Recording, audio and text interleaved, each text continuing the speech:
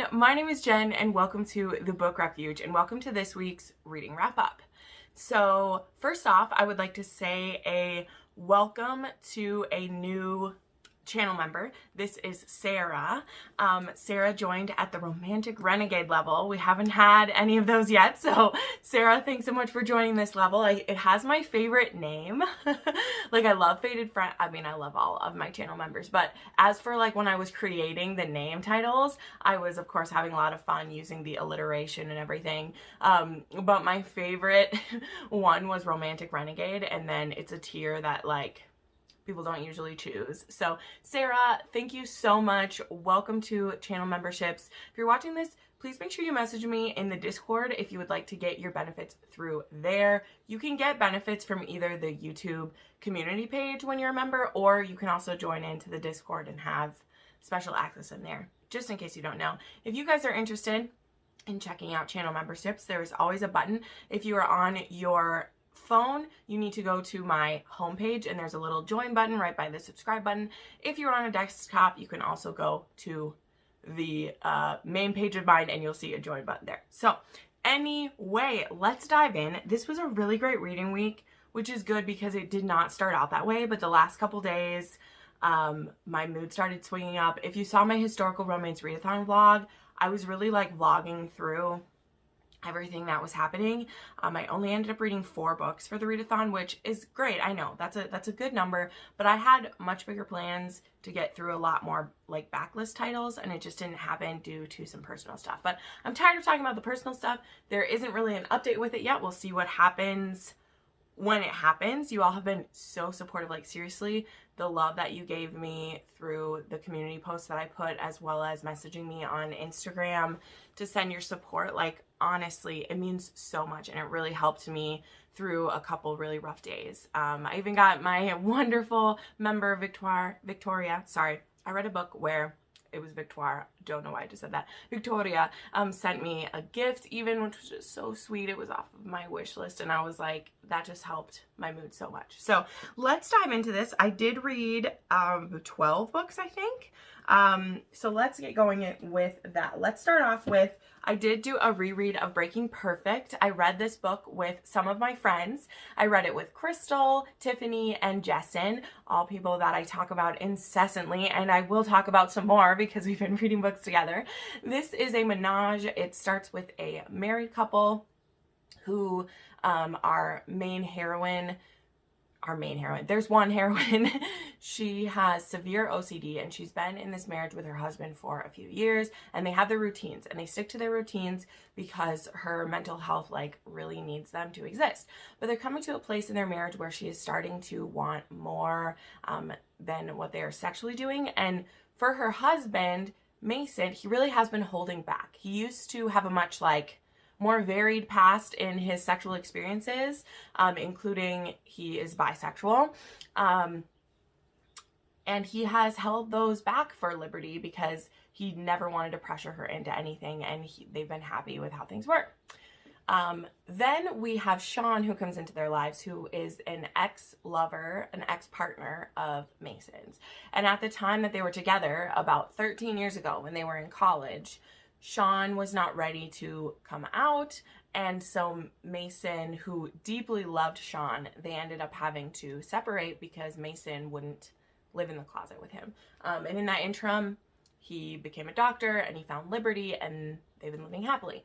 But when a major event happens in Sean's life, he seeks out Mason and discovers this marriage, and Mason has no plans of leaving his wife. Sean's not asking him to leave his wife, but it becomes a situation where both Liberty and Mason are very strongly attracted to Sean, and Sean is both strongly attracted to them. And there are things that Sean has to offer to a relationship that both Mason and Liberty may need. So that's the like bones to explain this.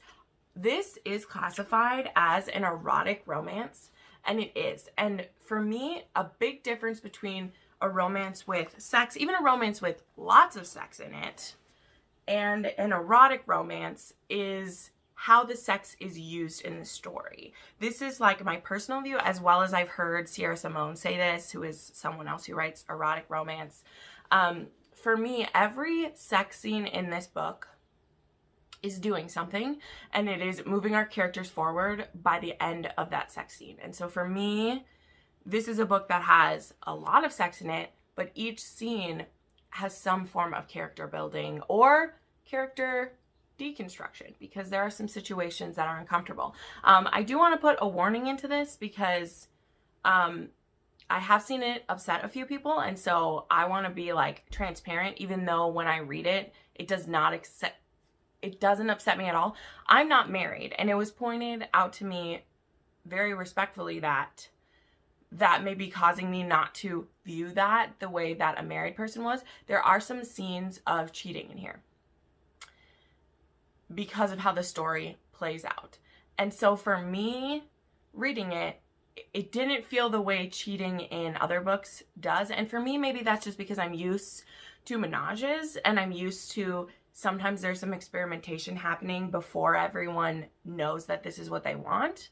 But if you haven't read a lot of menage and you want to make this your first one, I don't know if I would have you do that.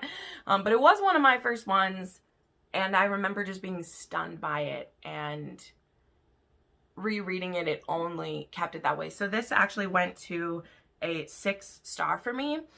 Since it's a like reread that I bumped up to a 6-star, I don't know if I'll like include it in my like final total for the year, because there's a couple books on this list that were rereads this week, and they both got bumped up to 6 stars. So maybe my master list of 6-star books will have this on it. I don't know what that looks like, but that sounds cool, right? Like a master list of 6 stars. Sounds fun. Look at Inigo Montoya just like hanging out behind my shoulder. It's kind of cool. Sorry, I was distracted. So anyway, this was great. Then I read Unclaimed by Courtney Milan. I read this for the Historical Romance Readathon. I don't want to talk about it too much because I gush about it in my vlogs, which I will link. Is it up here? You link it? I'll link it. So I don't want to like go into too much of it right here, but this is about Jessica, who is a courtesan, and Sir Mark Turner, who is seen as this kind of like paragon of purity and nobleness, not because he wants to, but because he wrote a book called The Practical Men's Guide to Chastely. And a lot of people have misinterpreted his book and taken it to mean that like women are the enemy of chastity and that they're always trying to tempt us into sinning, and like that really makes Mark angry. And so he's really angry at a lot of the fans of his book because they're misinterpreting the story he's trying to tell. Now, from Jessica's point of view, she has been a courtesan for a while now, and recently she's had some pretty horrible things happen to her, which are spoilers for the story. And because of that, she really wants to get out of the game. And there comes an opportunity, if she can seduce Sir Mark and prove it, she will win this like payout and be able to stop being a courtesan. And however, she hasn't met Mark yet. And when she meets Mark, it becomes clear that this isn't going to be as easy as she thinks, even though no man has like ever turned her down before when she set her sights on him. So I loved this book. I gave it 5 stars. It really moved me. It was so beautiful. And I haven't read the first one in the series. I own it. I do plan to read it. But this was just so great. And I never read a Courtney Milan. So I really, really love this. Then I did my reread of Twisted Pride. I read this book with Jessin, and now Tiffany has also read it, and Juliet has read it as well, who I've like been rereading these books with as they've been reading them for the first time. And this one also got bumped up to a 6-star, which it technically already was a 6-star because this book was just on my top books of the year in 2020. I can't believe I only read this in 2020. I can't believe I read all of Cora Reilly's books in 2020. And I'm so happy that I've reread them this month because it was just such a great place to lose myself into. I've never found a mafia world I loved as much yet. I mean, there's other books that I could definitely try, and we'll see what happens. But this book, guys, this book is so good. It's hard to talk about it, but this one is about Remo Falcone, who is the capo of the Vegas Camorra. So we've been building up to him for a couple books. This is the 3rd book in the Camorra Chronicles, but like the 9th book overall in the series or something like that. or in the 2 series put together. And this book is only satisfying. Well, not only, but this book is 50% satisfying if you've read all the way through up to it. So it's like, you can't just hop into this book. Like, I'm telling you, you at least have to start at the beginning of the Cora Chronicles to fully understand Ramo and like how like awesome this book is. It's so good. And Serafina, she gets kidnapped on her wedding day by Ramo because he's trying to get revenge against her family, and neither one of them is prepared for the feelings and the journey that they're going to go on because of it. Then, of course, I reread the next one, Twisted Bonds. This is a return to Chiara and Nino, who are from Twisted Emotions. And so this book starts pretty much right where Twisted Emotions ended, and we get to see the events of Twisted Pride as they happen through Chiara and Ramo's eyes, or Chiara and Nino's eyes, which is very interesting because Chiara has made many breakthroughs since her like sexual assault. Her and Nino are in a great place, but then she sees her brother-in-law, who she's growing to care for, because she is growing to care for these crazy Falcone boys, kidnap a woman to get revenge against her family, and she's very concerned about what's going to happen to Serafina, and she's like willing to like stare down her capo, who has terrified her for the last book. But it's really amazing to get to see how much she's grown and to see her and Nino's journey continue together, because maybe the first like half of it is redux of Twisted Pride, but then we get to see the family, all of them together now going forward, and I'm very excited. I still need to reread Bound by the Past, because once you read Twisted Pride, you can reread Bound by the Past. And then I'm probably going to wait until Twisted Cravings comes out before I reread Twisted Hearts, because I'm not as big a fan of Savio's book. It's just, it's not one that I like desire to reread. But then again, I didn't think I wanted to reread all of the Born in Blood series either, but I did that with Jesson, and I'm so glad that I did do it. So I'll probably read Twisted Hearts too, but I might wait until Twisted Cravings comes out, which won't be coming out until March. But we're supposed to get a cover reveal in just a couple weeks. Cora Reilly just had a baby. She just popped out her beautiful baby last week, so we're not getting a ton of stuff right now, which is understandable. Spend some time with your babe. But this was 5 stars in case you didn't know. In case you were confused. All right, then I read Highland Darkness, which is the first novella in the To Desire a Highlander. So this is part of the Highland Magic Collection, which is 9 novellas, which are grouped into 3 sections by Kerrigan Byrne. So the first 3 books were the Highland Berserkers. And this one is the McKay Banshees, which I've never read a book with a banshee in it before, but they're these women who like died with like a cry on your lips or something. So this is what this one says about Katrina.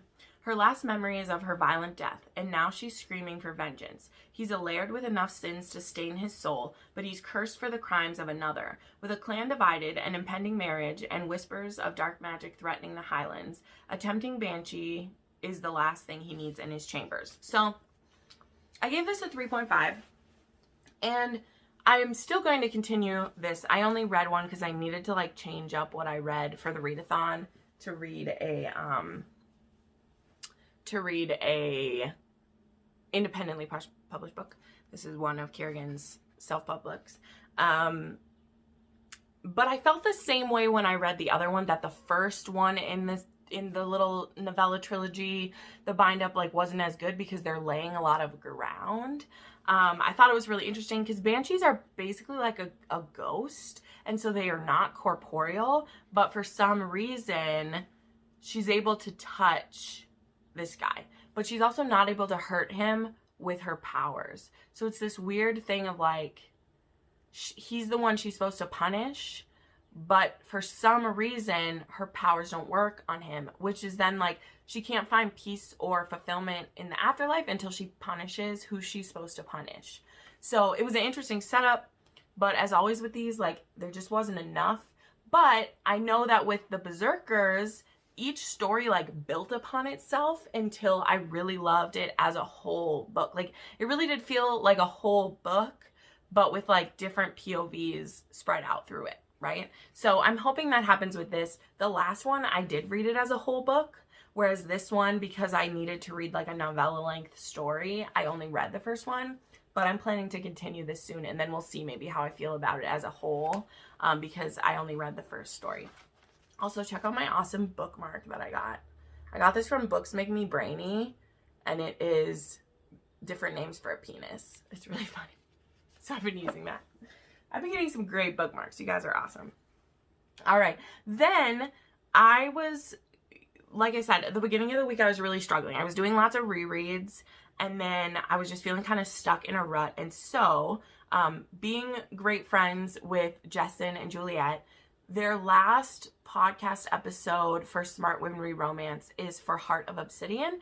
They've been doing their favorite books in the Psy Changeling series in January. And so far I had read all of the ones they were doing.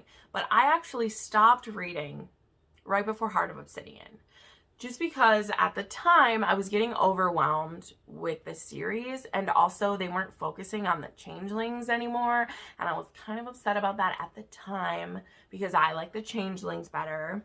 So I had stopped, and Juliet was telling me, she's like, Caleb Krychek is my favorite, and Jesson also really loves him, and they're like, it's also one of the steamiest books in the series, and they were like, you should keep reading. And I was just having, like I said, a really tough week, and so I was like, okay, well, let's do it then. And so I went ahead and read Heart of Obsidian. I listened to it, and it was a great idea. I did really love it. There's definitely a few things that I've forgotten since I've taken such a big gap, but I remembered enough, and I remembered enough of the situation happening, which like I can't talk about it all because I'll spoil things. But there is a Psy Changeling readathon going right now, so you should definitely check out that if you are interested. I will definitely be checking out some of the live shows, but I don't know if I'll reread them, just because I don't know if I want to go back to the beginning. Maybe I'll reread my favorite ones, which would be fun. But I ended up giving this 5 stars. It was really fun to be back in the world. I really love the narrator for them. It's the same narrator who does the Jennifer Ashley books. So I had a great time. I listened to it all in one day, and I gave it 5 stars because it just felt real good. Then I got a happy surprise, and I got to read the early release, the Patreon release for Heir by Katee Robert. This is the next book in the Vampire Bloodlines series. This is a reverse harem. It is a, I won't tell you what she is because it's a spoiler for the end of Sacrifice, but this is so fun. This is actually what made me try a couple other reverse harems, because I don't really read that trope at all, but I like how she did it. I like orgasmic bites, and they're pretty quick. Like, it's 150 pages. I give this 4.5 stars just because it was super predictable just because of the kind of story that she's telling. And since it's a 3-act structure, it's a trilogy, I was like, I literally know what's going to happen at the end. And so really the only like inventive parts of it to me were the different like kinds of sex we were happening and the different like matches up within the reverse harem. But it was still very enjoyable. And again, I was having a rough day that day. So between like I listened to Heart of Obsidian and then I read Heir, and it just made me really happy. And Katee Roberts' books do that for me. Like, I really love also what she's doing with the Vampire Bloodline series, and I think once all 3 books are out, it really is going to work as like one book, because Katee's books, they're pretty short. Like, it's just how it is. They're pretty short books, but I don't mind. It's okay. I'm not mad about it. But yeah, I'm super excited to whenever I get her books in the mail, because I'm a Patreon and I love getting the early releases for everything too. It's so much fun. So loved it. Then, oh my gosh, here we go. Well, let's talk about one other book before we dive into that. So the last book that I read for the Historical Romance Readathon was Loved by a Warrior by Donna Fletcher. This is the second book in the Warrior King series. So it's the second one to Bound by a Warrior, which I actually have over there. And this one is about Reeve and Tara.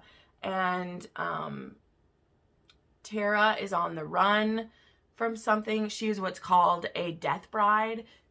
She was married. She was about to be married and the guy died, and then she was married and the guy died. And so she's like, oh, she's a widow one time over, still a virgin, and anyone who loves her, she's been cursed, and anyone who says that they loves her is supposed to die like a painful way. And then Reeve, he comes across her when she's surrounded by 4 bandits, and they're trying to get her bride price because she's actually on the way to be married to someone else. Her father's trying to marry her off to someone else because he's just tired of like dealing with her. I don't know. It's a little interesting. And she's just like afraid for the men who are trying to take her because she's like, you guys are going to die if you kidnap me. So like, because she so believes in this curse, because she's just been watching people die around her. And Reeve rescues her, and she is very attracted to him, and right away she's like, please, like, don't fall for me because you're gonna die. And like, I don't know, it was really fun. Her books are like a warm hug for me. I've said this over and over again.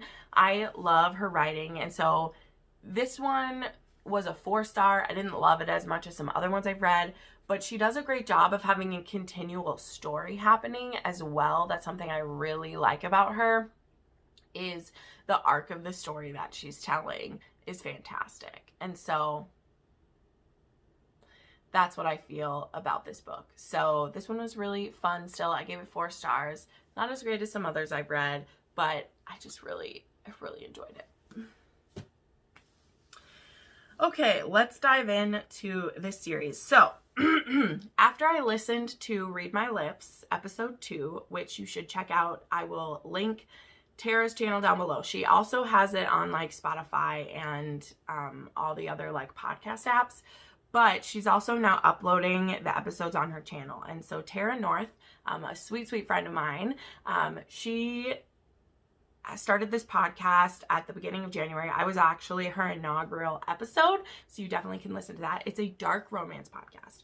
And episode 2, she had my friend Heather from Hiya Booktubes on it. And at the end of, near the end of the podcast, Heather started talking about this series called Blood Alliance. And it was just really speaking to me. So especially after I had just read Heart of Obsidian, and I was like, ooh, I think I want to read some paranormals again.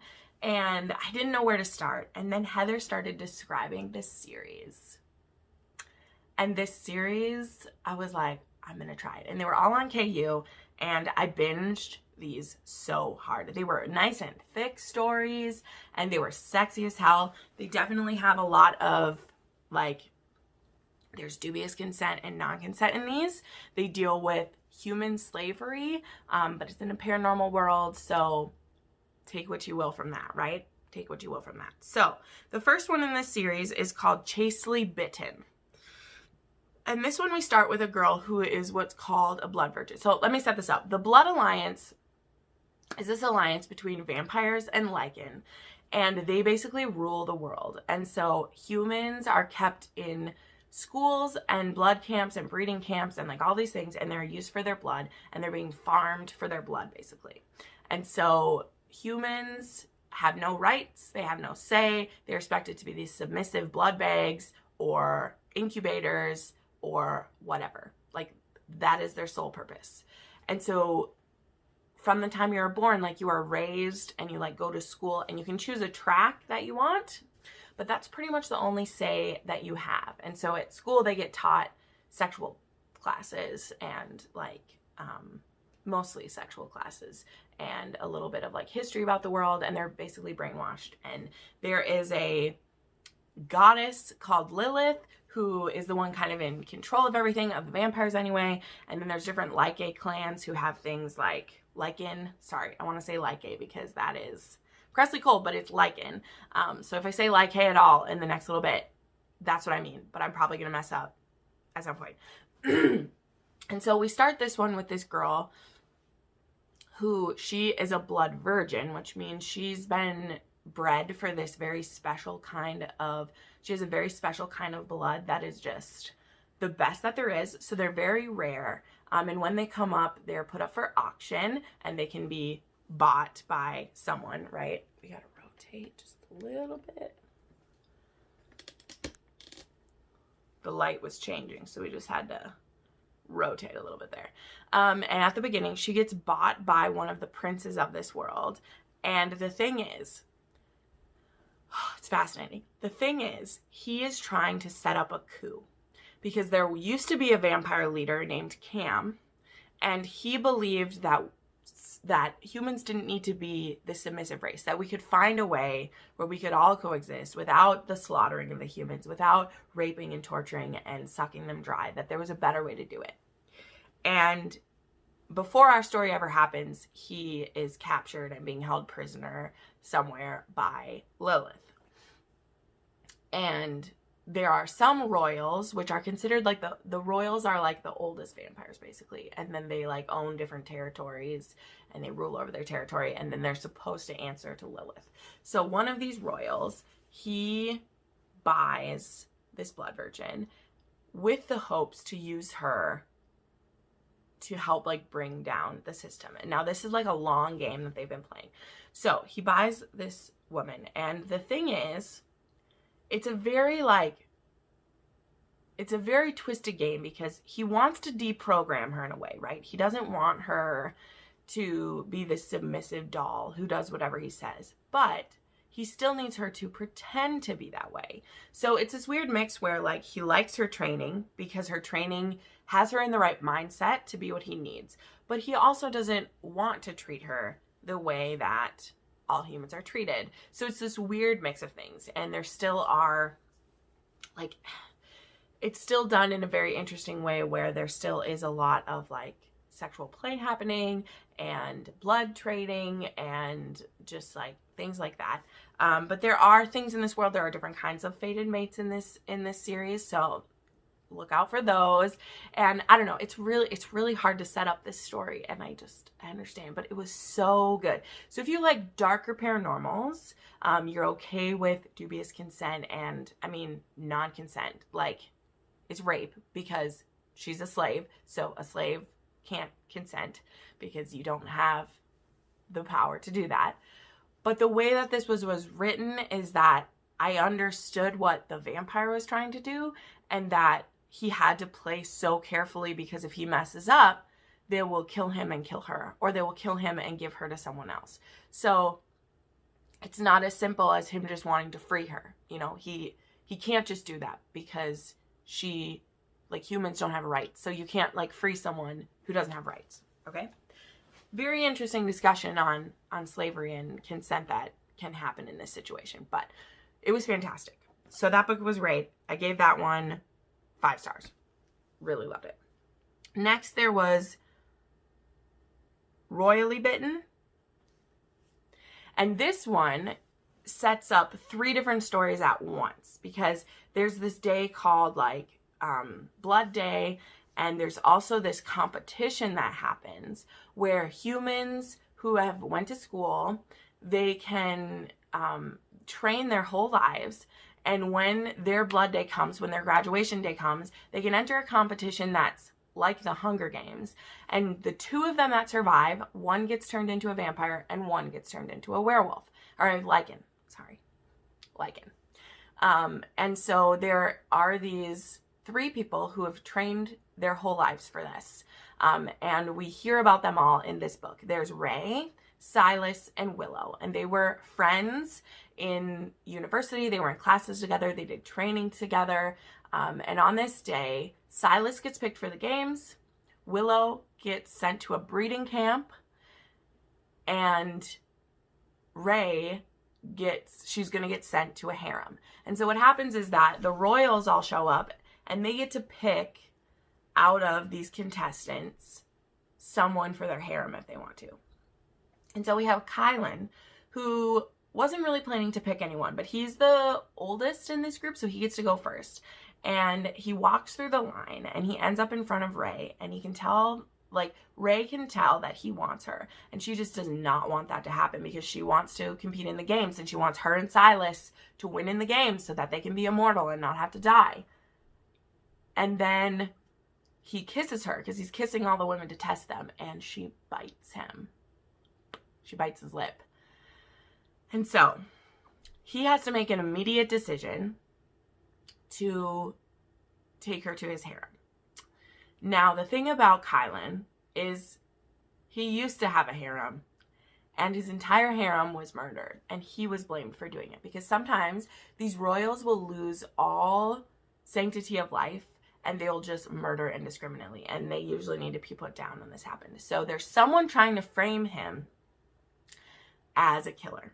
So he doesn't want to take on any more harem members and like risk them dying, because he does value human life, if not on an individual level, on the level of like, we can't just be indiscriminately killing humans because eventually we're going to run out of them. You know, you're going to end up in like a Daybreaker situation where there are so few humans left that you can't just kill them indiscriminately. Like, we need to find a way to work with them so that we can get blood and we also have more people. So he has to take Raylan because otherwise they're going to viciously punish her. And he likes her fire, that she's so much more feisty than any of the others who are usually all like glassy-eyed and just ready to die. Like they just have no will to live. And so he takes her home. Now, Kylan, he isn't a part of this rebellion that I talked about yet. But one of the things you'll find throughout the series is that if the vampires or Lycan aren't already a part of it, through their love story, they come to like have a love for their love interest. And it like teaches them a certain like sanctity of life if they don't have it anymore.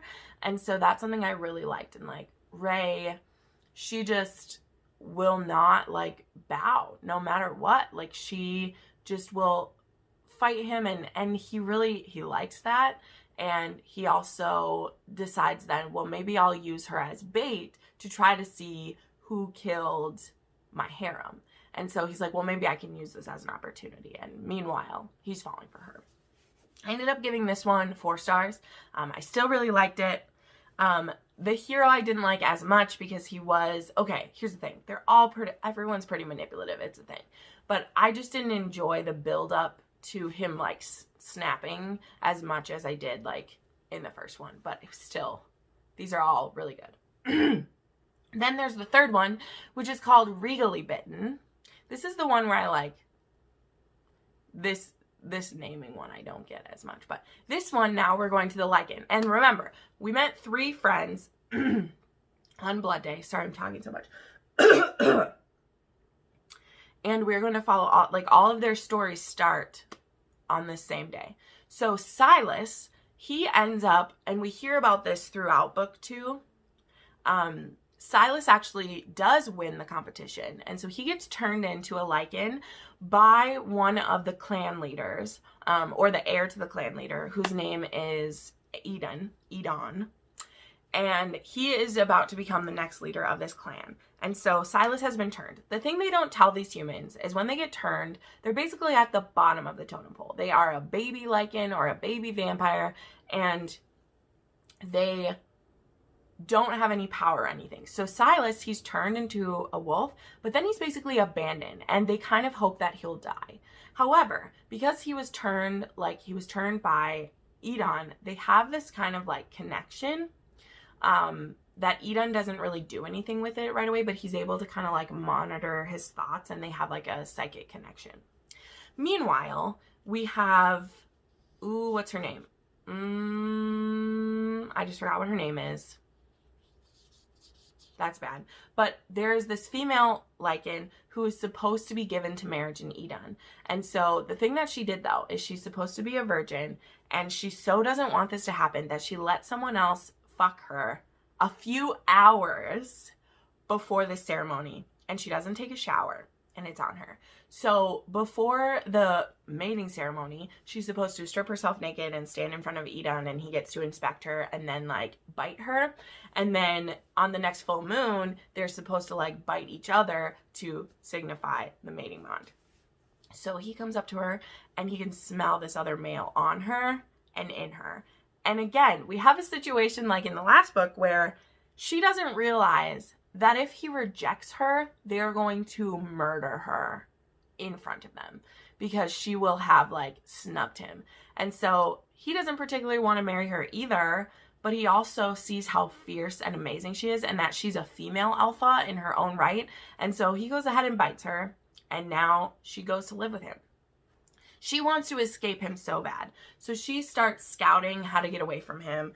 They have some crazy sexual tension because the thing is, she's a female alpha, but her female alpha is looking for an alpha who's stronger than her to submit to, and Edon has all that magic going on. And so her wolf inside is like constantly trying to get her to like submit to this guy because he's so hot and sexy and strong and we really want him to be our mate. And the human self is like, no, I'm not going to be with this guy. I refuse to submit to this. So it's this like torturous game for her and for him because he's like, bitch, just let this work. She's also in a really risky place because this wolf clan is just all fucked up and they don't do things the way they're supposed to anymore because they've had bad leaders for the last few hundred years. And Edon is trying to change that because he's just about to take over power. But his father, who is supposed to succeed his power to his son, like, he isn't doing that.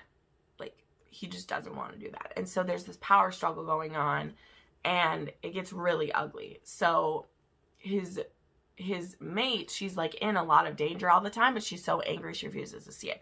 So the way this story like comes together, the selling point of this book to me, which made me so excited, is that Silas and Edon have a mental connection. And so Edon warns Silas, who Silas is kind of, like I said, he's an outcast. So he does like perimeter all the time. And so Edon tells him, I want you to keep an eye out for my mate because she's trying to sneak past me and I want you to watch. And so Silas is like, okay, I'll let you know if she's trying to escape. Well, one night she's trying to escape and he ends up getting a hold of her and pinning her. And then he like calls for Edon to come. And while he has her pinned, her wolf likes it. And so her wolf is like, oh my God, this alpha, because Silas, because he was turned by an alpha, has alpha blood in his veins, basically, as well as his personality is alpha. And so her wolf starts to submit to his. And he's like super turned on by it, hasn't had a woman in a long time that wasn't at a training camp, and is like, oh my God, what am I gonna do? I can't do this. Like, he will kill me. Like, Edon will kill me. Well, the thing is, Edon shows up and he's watching what goes down. And so Silas decides to please the wolf and goes down on her, and Edon watches it. And instead of being mad, he's really turned on, and his wolf likes it a lot. So once that situation is done, Edon makes himself known and he tells Silas, go to the cabin. We need to talk because there's a secret cabin or whatever. So his mate, she runs back to town and is like, oh my God, what did I do? This is so bad. But she couldn't help it. Like she literally couldn't help it. And so Edon takes Silas to this cabin and Silas is like, he's going to kill me. He's going to kill me. I touched his mate. He's going to kill me. And Edon instead asks for a demonstration of Silas's skills because he's like, you were at a training camp, weren't you? I bet you have a very talented mouth. How about you show me? And Silas is like, what? You're not going to kill me? And he's like, no, I mean, I saw what happened. Like, I know that your wolf was in control and I'm strangely okay with it. And so now it's game on here. It's game on here because he does it, like, they don't know what this means, that the three of them are all attracted to each other, and it's a menage. And can that even happen in the wolf world? We don't know what is going to become of them if they're like, you know, the three of them. And it was amazing. I gave this one, you ready? 5 stars. It was so good. It was fantastic. And I didn't think any of the books could be better than this one. And then I read the 4th one, which is Bitten. And this one is about the 3rd friend. This is about Willow, who was sent to a breeding camp. And so all of these books, like I said, started at the same time. So everything that's happened to everyone is like based on that timeline of Blood Day. And so Willow has been at this lichen breeding camp for the last few months, and she has been being repeatedly raped and abused. And she will not submit to it quietly. So they've been like drugging her to do this. And one night they don't drug her enough. And so she gets out a kick. And so they like rip her open. And she's able to get away and make a run for it. And she ends up on the property of another royal, which, damn it, why can't I remember? Ryder's his name. There's so many names, guys. Sorry. Who is a rebel, who is a very paranoid royal. He doesn't keep a harem. He's recently been put in charge of a new area, whereas before he was a recluse. He's one of the oldest vampires. There are only 2 vampires older than him. And he has this like fortress, basically, that no one can get into. And the vampires, they don't really protect their places too well anymore because they don't believe anyone could attack them. But he finds Willow almost dead by the river. And he hasn't had a toy in a long time. So he decides that he's going to keep her. So he brings her home and cleans her up. And Willow is kind of drawn to him right away, which is funny because she's still frightened of him, but he's very like honest about everything. He's like, I'm going to keep you as my pet. I'm going to be really good to you. We should not have a problem here. And here's the thing too. Like I said, we have this rebellion that's building. And as each one of these couples and people find each other, they start to realize that the way the world is set up is just so messed up. And so this book, this is a 6 star. And I can't tell you all the reasons that it is because you need to read the other books to get there, because so much culminates in book 4. It's fantastic. Like all these threads we've been seeing, all the couples and thruples that we meant before kind of all culminate in this book to do something so amazing. But my favorite parts of this one is that there was a lot of like dom and sub situations used, and it was acknowledged more than it is in the other ones. That Willow likes to top from the bottom a lot, and that she really likes to submit to him in certain situations, which is weird because of the way she was raised. There's a lot of like, there's this one scene, and this is what made it a 6 star, and I can't tell it to you, but Willow is so like demanding of respect, which no humans are in this world. No humans demand respect in this world because they've not been taught that they deserve it. And there's a scene in this where our hero, I'll just say it, like, he is trying to close himself off from his feelings. So like, think of the Vampire Diaries when they could turn off their humanity. Ryder is in a tight spot, and he decides that shutting off his humanity is going to be the best thing. And Willow walks right up to him and slaps him in the face and is like, no, you've shown me what love and compassion and a relationship is, and you don't get to take it away because you're scared for me or you're nervous about what's going to happen with this. You don't get to deprive us of that. If we're going to die, we're going to die with our dignity intact. And I was like, mic fucking drop, bitches. Mic fucking drop. It was so good. And I was like, this is 6 stars. So you need to read the others to get to that point, because it won't mean the same to you if you haven't seen how the humans have been treated and how everything's happened. And the fact that Willow, who I expected to be a quivering mess, is this badass chick who slaps a vampire in the face and is like, stop it. You can't hide your emotions from me. And I'm like, okay, I love it. Woo! Okay, got one more book to talk about, and I want to thank all of you who recommended it to me. I know some of you will be really happy I read it, but wait till you hear what I have to say about it. So I read Bloody Bride by Bree Porter, which has been recommended to me over and over again. Because you love Bound by Honor, you should read The Bloody Bride, blah, blah, blah. It's great. It's great. So here's the thing. I gave this one 4 stars, which of course isn't a bad thing. But this is a continuous trilogy, so we've only got the first act in the first book. And I'll tell you, I was not a fan of how drawn out it was. I wasn't a huge fan of what the plot was. But I liked the dynamic that we were building. And so I ended up giving it 4 stars because the potential is great. This book has a potential to go down a star or up a star, depending on what book 2 and 3 do. So I'm currently 20% into book 2. I plan to continue reading it, but well, I should tell you what it's about. But this is about an arranged marriage between this girl, Sophia, and Alessandro. And on their wedding day, they get attacked by a rival mafia, and she gets shot, and his grandfather gets shot, and there's just blood everywhere. She kills someone who's attacking her. So she's called the Bloody Bride because she went into the church white and pristine, and she came out of the church covered in blood and just awfulness. And so then she moves into the home with her new husband, and the games just continue. And so this was a pretty long book, or it felt long in my Kindle, and there are some big reveals at the end of this book, and that's why I said I need to read like all 3 before I decide how great it is, because I was pretty unsatisfied.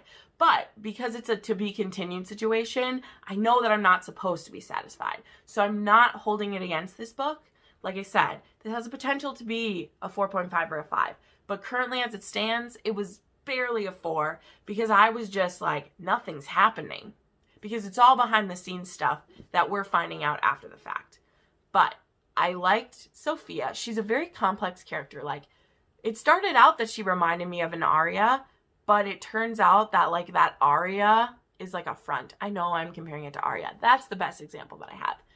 Because she has that innate fear of her husband that Arya does, but there's a lot more going on beneath the surface. So I did read Bloody Bride. I'm continuing, and we'll see how I feel about the series once I'm done. Okay, we talked far too long about this. Thank you everyone for coming along. These are the books that I read this week. Let me know which ones you've read, which ones you want to read. I'm so excited. We have one more week of January, and then Feb starts. Holy crap, guys. That's going to be awesome. Yeah, thank you so much for watching. I put up new videos 3 to 4 times a week, and you can watch some more of them right now. Have a great day, everyone. Bye.